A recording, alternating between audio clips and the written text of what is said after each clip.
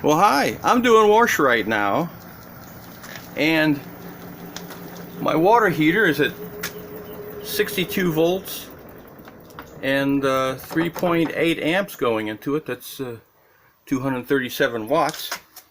Now this array is powering the washer, and the array up on the roof is in series, so I like to get about 128 volts or so to run the washer.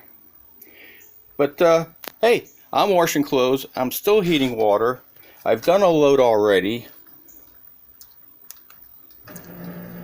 and well, upside down, I'm at 111.9 degrees Fahrenheit.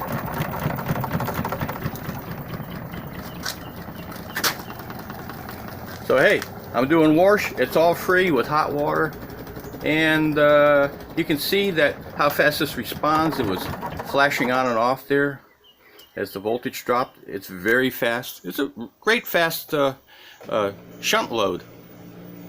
So yeah, I just wanted to share that somehow this system works.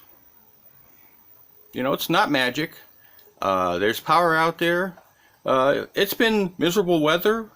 This is the worst summer I've had here. Raining every day, but you can't blame the weather. You have to deal with it. This is working. And the washer is working, and we got hot water. What's wrong with that? Thanks for watching.